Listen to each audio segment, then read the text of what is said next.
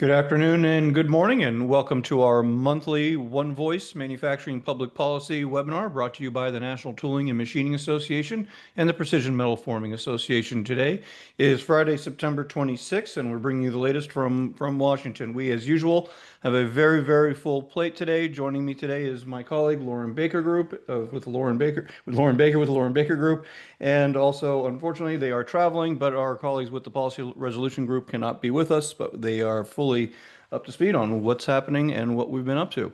I'll give you a quick overview of a table of contents of what we'll be running through. We're going to go a little bit longer into probably the 40-minute hour today, given all the recent developments in the last 48 hours.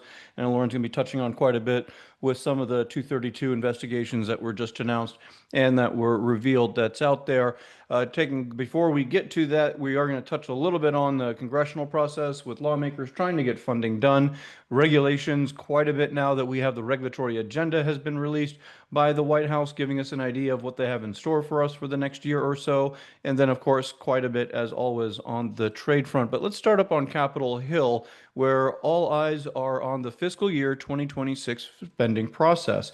As those of you who've joined us in the past have heard, this current federal government is technically operating under a fiscal year 2024 numbers after they skipped the 25 cycle and are potentially on course to do the same for FY26 when we're getting ready to start looking at 27, not too distant future from now.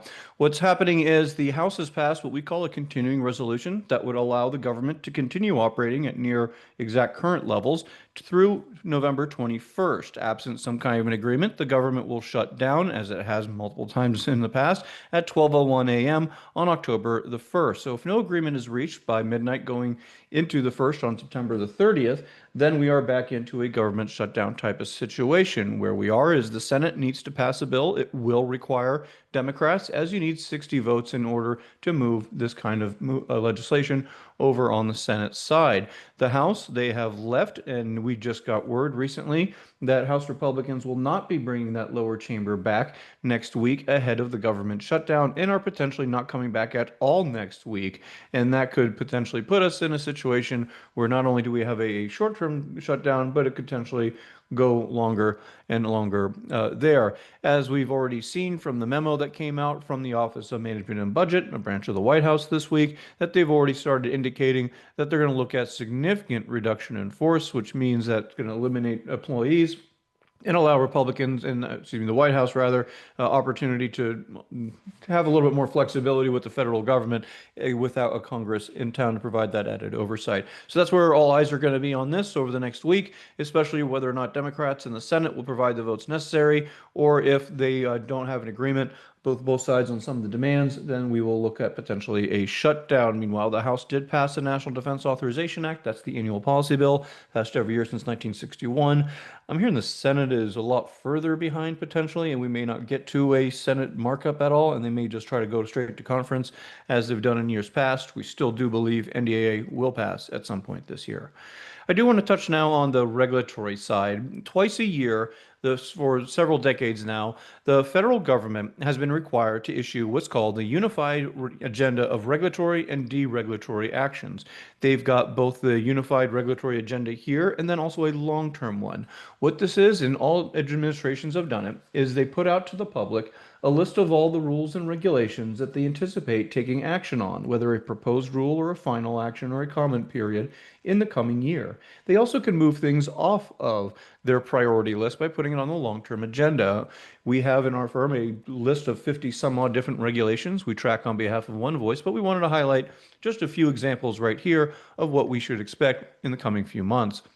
Lockout tagout, an issue on which we've been working on since the first Obama administration, that potentially could see a notice of proposed rulemaking as early as December of this year. One Voice has provided comments during that 2019 comment period and previously on that, and this deals with the Kershaw exemption about uncontrolled hazardous energy and with routine operations that could be a tool change.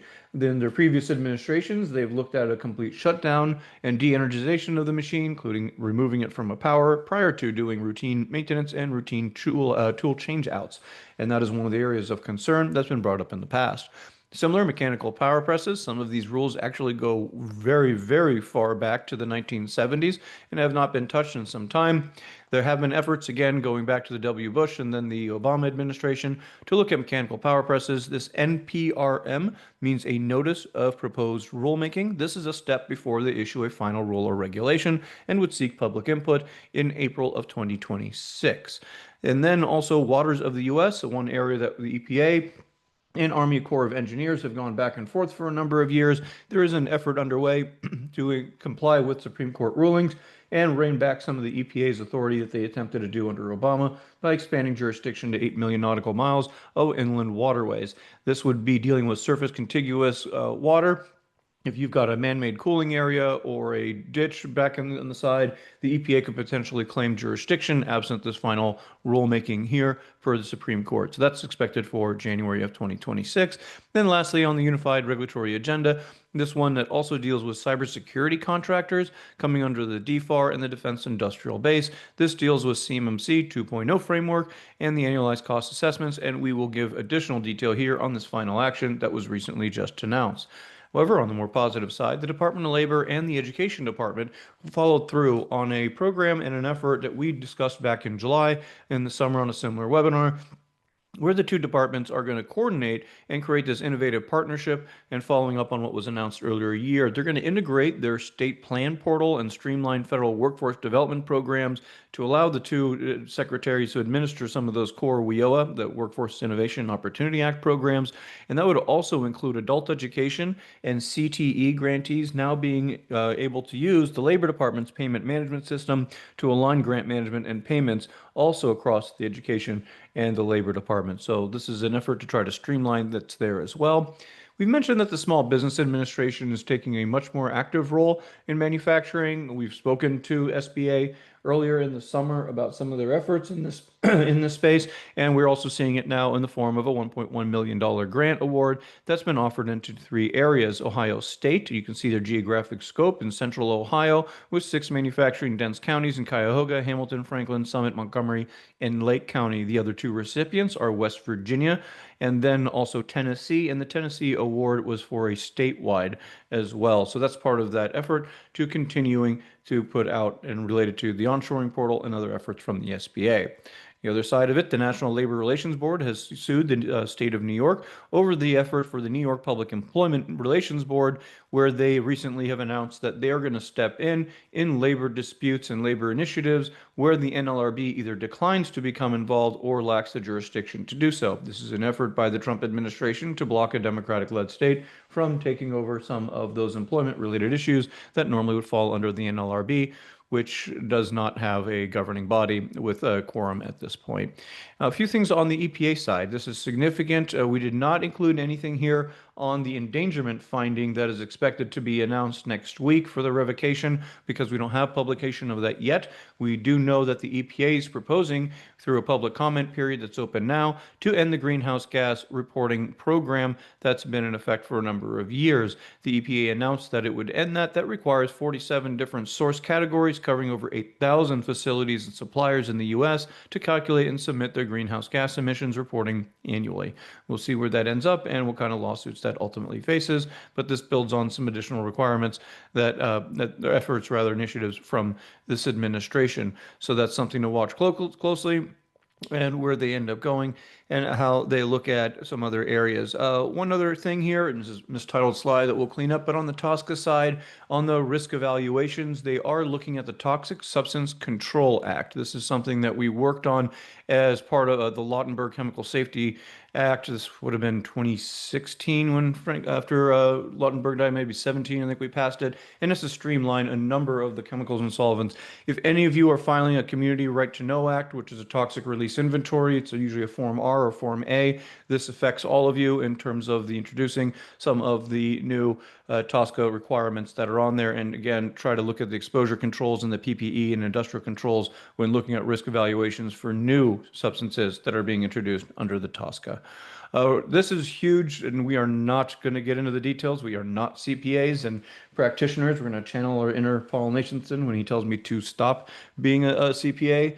But we do need to flag this. Please talk to your actual professionals, your CFOs, your accountants. We do have formal guidance now from the IRS on the research and expenditure deduction as part of the One Big Beautiful Bill, the law that the president signed on July 4th that we worked on. So the next few slides are more just to give you an idea of what you need to be looking out for, especially if you were able to deal with finding an amended tax return by the August 28th, and your accountant will know what that means. Reminder, what this did here, we were able to succeed in allowing you to begin expensing your R&D activities effective on January the 1st, so beginning the first taxable year after December 31, 2024, and you start doing that process.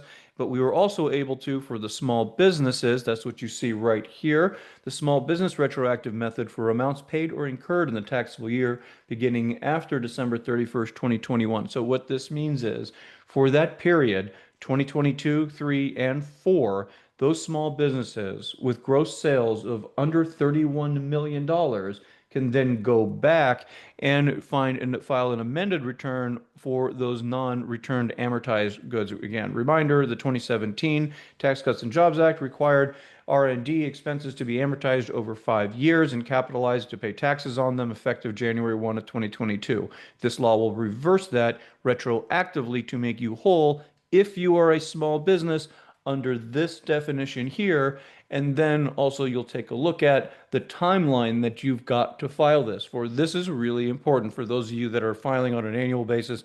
For some you C Corps here that are coming up, you do have a critical date that you might have to file amended returns, and this will also apply to not only those that are seeking to do their 2022, 3, and 4, but also for those that may have already paid for 2024 taxes under the 25 filing portal that we're in right now. So please talk to your CPA on that. Some of you may have already done your amended return in order to get ahead of a deadline, or rather than amended, filed an updated return, so now you don't have to go back and amend previous years. But that is something that is very live and very important. Please talk to your folks on R&D right now to try to get some of this back. There are key deadlines you should not be missing. Otherwise, it'll get more complicated, or you might be eliminated from the effort later on. Overtime deduction. We don't have official guidance, but we do have informal guidance, which is part of more of an FAQ that was posted just a couple of days ago on the 23rd of September. This is the no tax on overtime in the form of an overtime deduction, with the maximum annual deduction at $12,500 for individuals, $25,000 for joint filers, with a phase out for the modified AGI at $150,000 and $300,000 for joint filers. So again, for itemized and non-itemized taxpayers, this is the beginning of the requirement that gets in there. And again, the IRS will provide some transition relief in some additional, more formal guidance, but please start knowing everything that we're talking, all people we talk to on taxes right now, the IRS is trying to get everything they can done by January 1 to allow for benefit in the upcoming tax filing season to start at the end of January, hopefully at the end of January. No tax on tips. This clarifies who is eligible. You cannot pay us lawyers and lobbyists for all the great job that we're doing with the no tax, but you notice that there are some other areas. Transportation and delivery, I would be cautious on this and how some of you all might try to deal with this. So let's go and check some of the additional formal guidance. Again, this is still in a public comment period in some of these cases. So again, this is initial, not formal, and finalized on the qualifying tips, something to watch there as well. One of the most complicated issues that we're facing for our manufacturers is on the CMMC. That is the Cybersecurity Maturity Model Certification Program. That replaced the old Spectrum and the CMMC 1.0 that deals with a number of the cyber requirements that have been put in place since the DFAR came out, and the circular from December of 17. I think you had to start complying there. So what this is the rule you all have been waiting for level 2, level 3 compliance. If you are a defense contractor, this is 100% 100% critical. If you are not, and you plan on being, and be prepared to shell out what our survey from One Voice tells us is anywhere from 100,000 to 300,000 to get your CMMC set up and certified. And then our survey results from January told us you're spending around $90,000 potentially annually on additional CMMC compliance. This is very significant in that you've got to have a CMMC UID, and that's an identifier for every different platform that is involved. I'll show you on the next screen on what exactly, in two more screens, what the UID really enables for that contractor information system. So if you've basically got a server or some kind of electronic platform that is maintaining some information from the Department of Defense, classified, uncontrolled information is what CUI is, for example, and you've got that on there, then you're going to have to deal with this unique identifier for each of those where it's stored, processed, or transmitted any of that kind of information. They are allowing for an initial transition period that's for 180 days for those level and 2 to 3, but this is going to move very, very quickly with a 3-year implementation across contracts that are there. But here we pulled out just one section on the procedures just to give you a sense. This is the actual language from the Federal Register that was posted 2 weeks ago, that they cannot award a contract, task order, or delivery to a company that does not have a current CMMC status posted within their system at that level 1, 2, or 3 required by that solicitation, and then also again require that unique identifier for that information system, that process, store, transmit, that confidential uncontrolled information that's going to be used as part of that contract. So please don't think you can turn the lights on this right away. It will take time to get it set up and get it moving. CBAM, we won't run through this, but those of you that are affected by the export side of it, carbon border adjustment mechanism that the Europeans set up, a number of exemptions have now been put in place, in large part at the behest of the Trump administration, where they're allowing an importation of up to 50 tons annually of steel, aluminum, cement, fertilizer that are now exemptions from the valuation numbers that they had on there. Effectively, this is going to exempt 90% of importers that are bringing there, are any of you that are shipping steel, aluminum, or select HTS codes that might have fallen under a Chapter 73. Some of you make something that if you export to EU, you would have been hit by this. So that's put off there. Now we made you wait. Let's get right into it. I'm going to bring my colleague in, Lauren, here to just start level setting. A lot of activity, especially in this case of industrial machinery tariffs. I'll level set. We have the IEEPA tariffs, deal with countries. What Lauren's about to walk through are the Section 232 national security tariffs that the Supreme Court already told Trump he can use, and the president has already used on steel and aluminum, copper, autos, and parts. And now, Lauren, they're initiating this industrial machinery and robotics one. Exactly. Good afternoon, everybody. Two things about this. Number one, it does affect machinery that many of you need or use. Here's the listing of some of those things. And many of these machines are not available in the United States. So once again, we see a tariff being placed on a product that is needed to be able to achieve what the president says he wants, which is increased manufacturing in the United States. And on the other hand, we are tariffing the very products that we need to be able to increase manufacturing in the United States. It seems nonsensical, seems counterproductive, but there you have it. Many associations are going to be filing comments on this. It's a very short turnaround. I forget exactly, but it's something like October 17th or somewhere along there. Yeah, thank you. And so, if you have concerns about this, please let Omar know so that you can help him decide how and when to file those comments.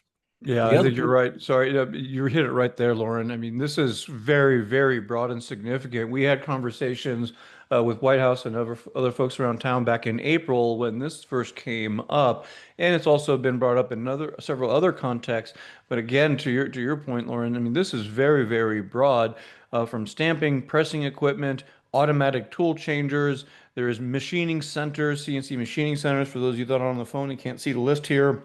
In addition to the robotics and the cobots, milling and turning machines, industrial ovens for those that are heating the metal that's up there, then other metalworking and finishing machinery. So this covers the gamut. So you'll be looking at a tariff on the steel or aluminum and copper that you use, and then also on the equipment that you're using to manufacture those components. So sorry, Lauren, to cut you off, but I do want to emphasize the points that you just made.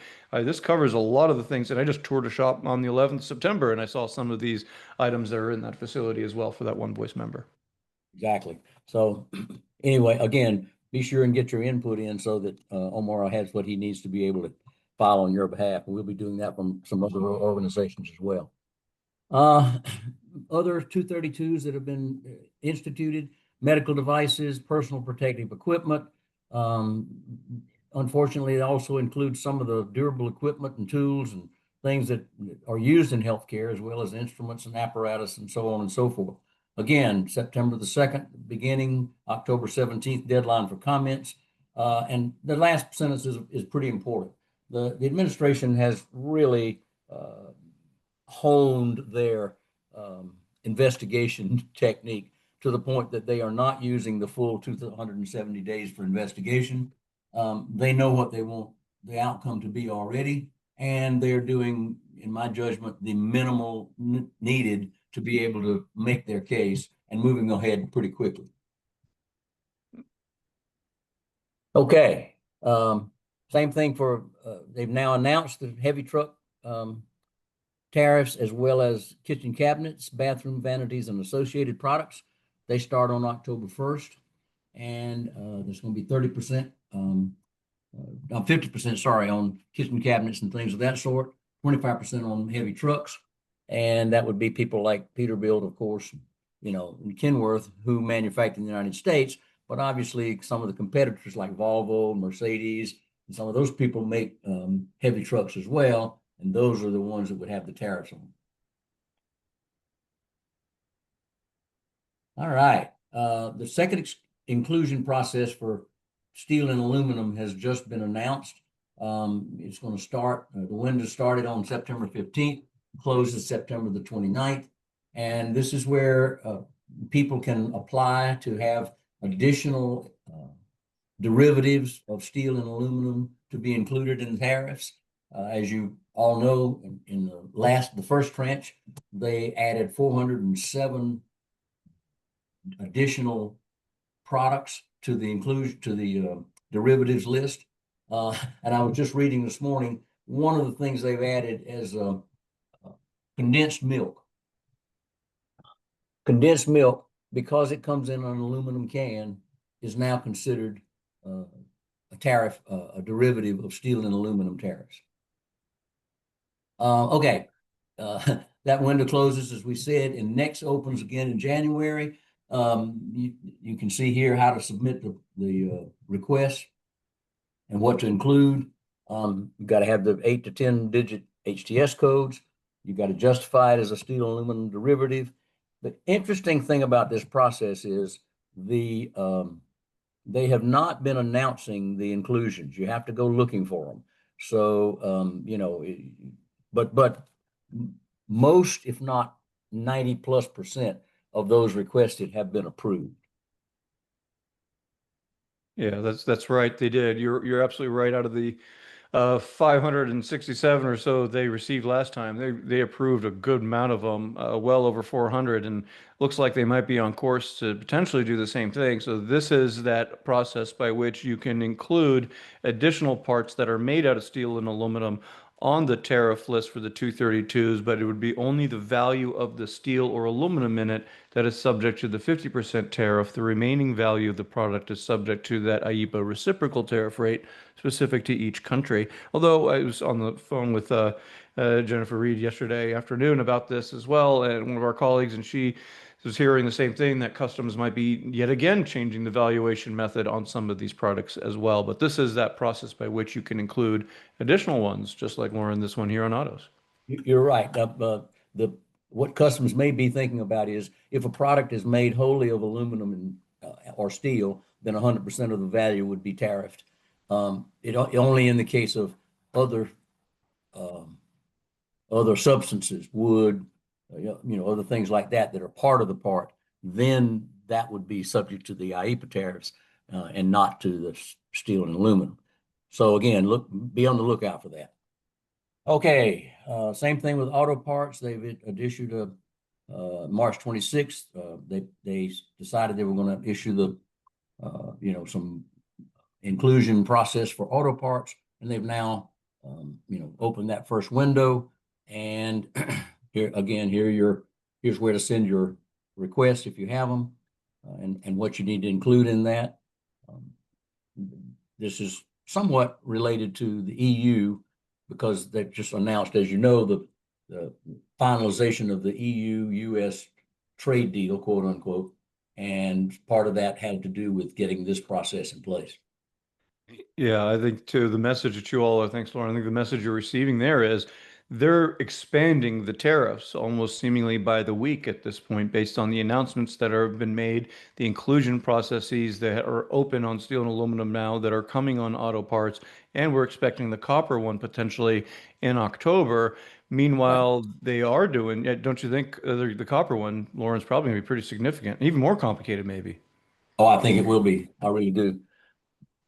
Okay, so here's some updates on the IEEPA exemptions. We've exempted some products from the IEEPA tariffs.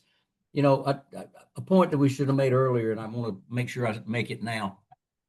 Part of the reason that I believe the administration is putting forward all of these 232 proposals is as a hedge against the possibility that the Supreme Court decides that the IEEPA tariffs are not legal, and therefore they're looking to backstop those tariffs on some other products.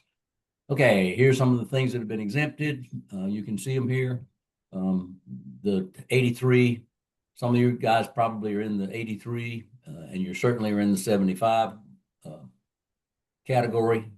And so here's what's going on there. Yeah, and I think to that, how you would read this is this now the second time that we've seen some exemptions from tariffs that they've put under the International Emergency Economic Powers Act that have now been in place for some time. But we put this slide together because what this means is you see the word addition. That means that's a new item that's been added to this exemption list. Our colleague Christian Richter was at the Commerce Department over the summer working with them on this and exempting them from the country tariffs. But then you'll also know what this says down here, aircraft.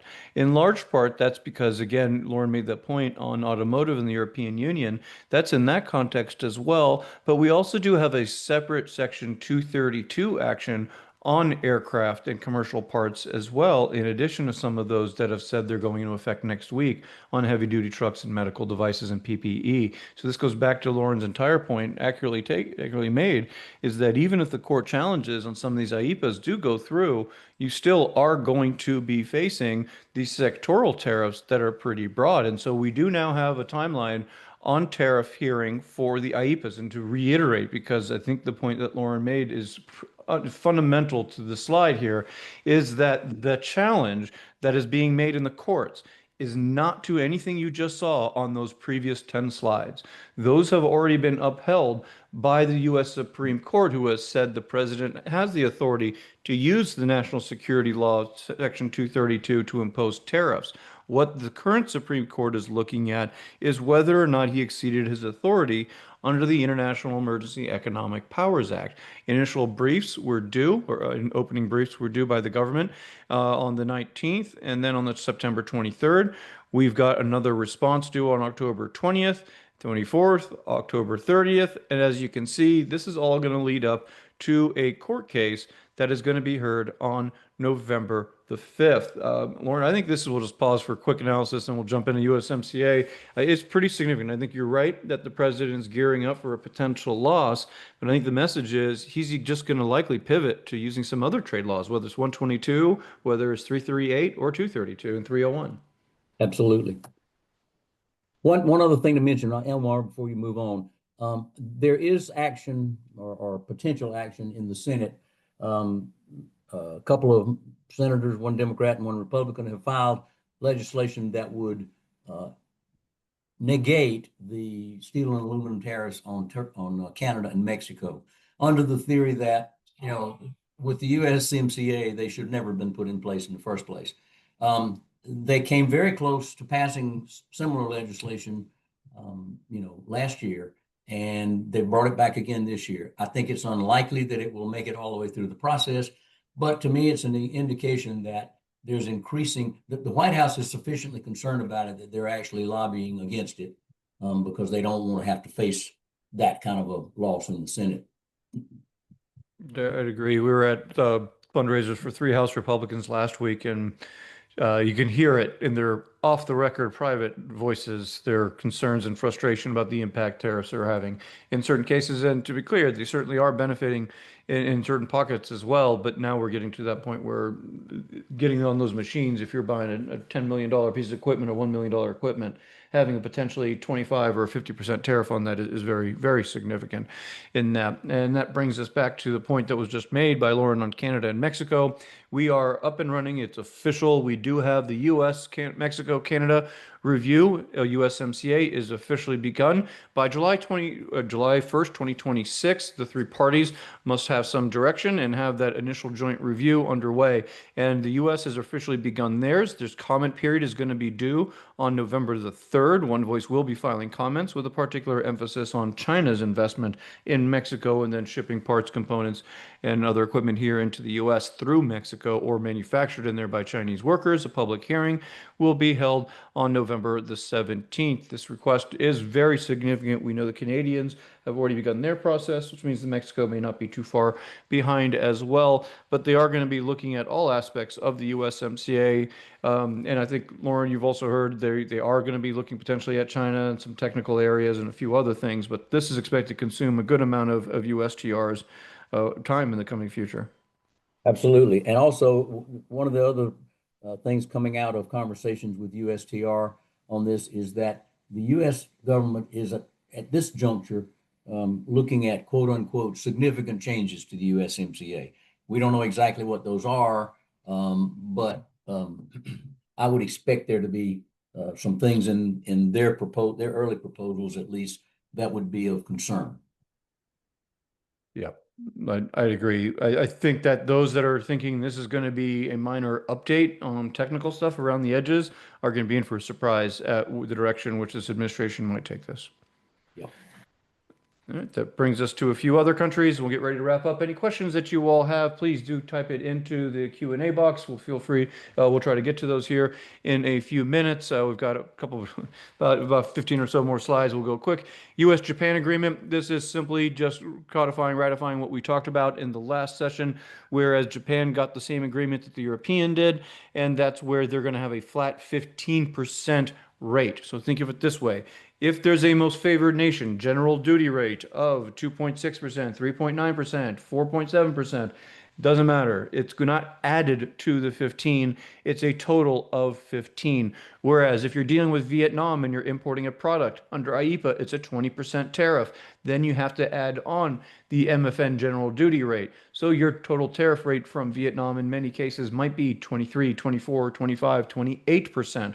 Whereas for the Japanese and the European Union, they have negotiated this flat 15, what I call an all-in rate. So if you're buying machines, tooling, material from Japan, it is a 15% rate unless it appears on the Section 232 list or derivative list. Then you're going to have to look at either a 50% on the whole product or on the metal that's in there as well. On the EU side, and Lauren referred to this already as well, that 15% tariff rate on autos and on parts is now also applicable here. This is important in the context of the Section 232 automotive and auto parts tariffs that are in effect and are being expanded in the coming months as well. So this will put in place what was negotiated then. Just ahead of jumping on this call, our colleague Paul Nathanson with Bracewell sent us a note that he's hearing the European Union did send over an offer sheet to the U.S. as it relates to steel. We're still kind of getting a sense of where the back and forth might be on that. As you recall, that despite all of what you see here on the agreement, we do not have anything on the 232 steel and aluminum tariffs. that would allow for importation without a tariff or at a lower tariff rate or a tariff rate quota. But now with the offer sheet, hopefully, in fact, did come over today, Friday, their time, that should be some potential progress and insight onto that front there as well. There are some, again, potential changes now on the aircraft side are no longer subject to additional tariffs. This is something that we'd kind of known that was coming, but this formalizes it as well for civil aircraft products that are no longer subject to these tariffs.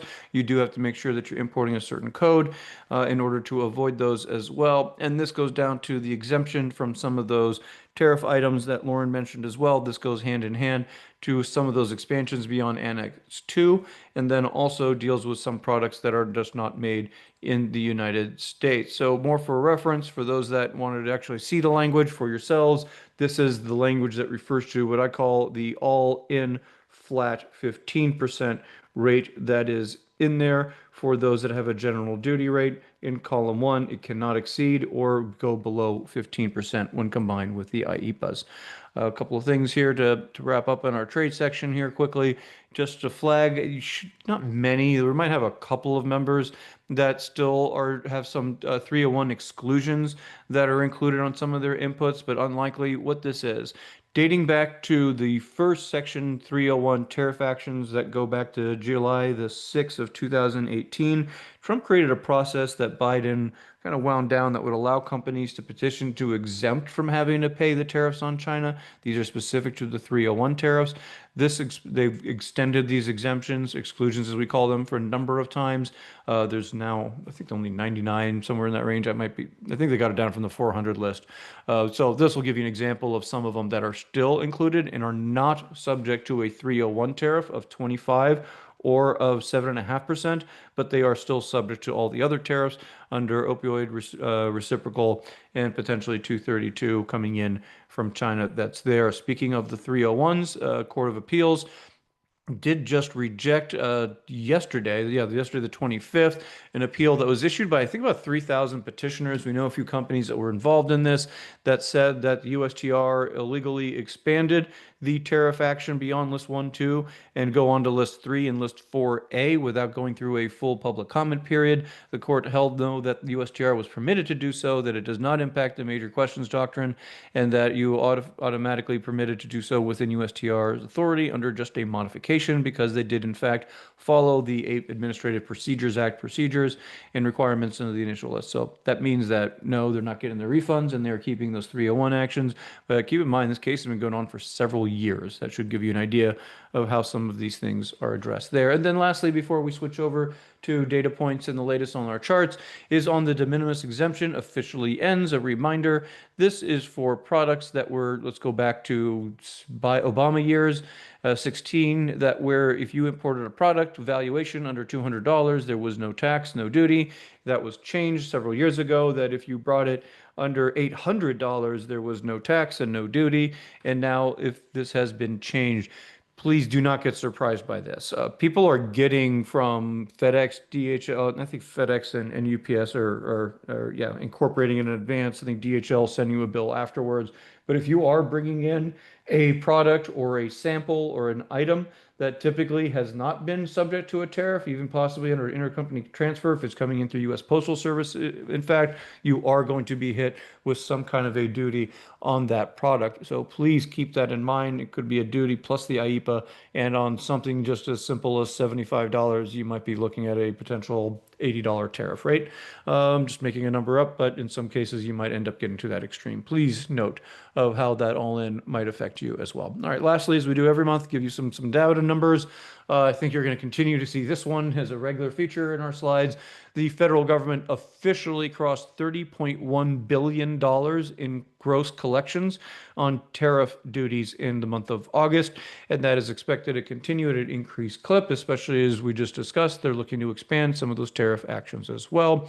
Meanwhile, despite all of the tariffs on China by the United States and increasingly by the Europeans and others, you do have a record year of China exports that are coming out there. So you'll take a look at here on the back end on the forecast of this year, where they're going to hit almost $1.3 trillion worth of exports in terms of their trade surplus, and those continue to move forward. Meanwhile, some of the growth projections, rather, although I saw the German numbers improve or look less bad, and some other data that I saw recently, you do have some continued contraction, some forecastings on the PMI still continuing to go down from the OECD numbers. Here's what we just referred to on the European Union, where they are increasing their tariff actions and their anti-dumping actions and countervailing duty proceedings against China because of the concern about the rerouting of material going there rather than coming to the United States. So now you can take a look at the number of different product groups, segments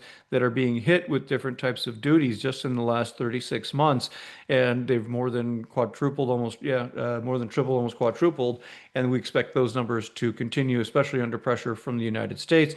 We didn't include a slide here on what the U.S. has convinced Mexico to do, but that just broke as well, I think this morning or last night. But that's also significant expansion there. And then manufacturing activity, as you can see, some contractions on a call with other association on Wednesday, and some of their members were telling us some of their numbers as well in terms of down anywhere. The better scenarios were down 10, 12%. Some of the others are more in the 20 to 30% down from January 1 of this year. So that complies with some of what we're seeing here as well. As always, please, you can find a number of ways to stay in touch with us.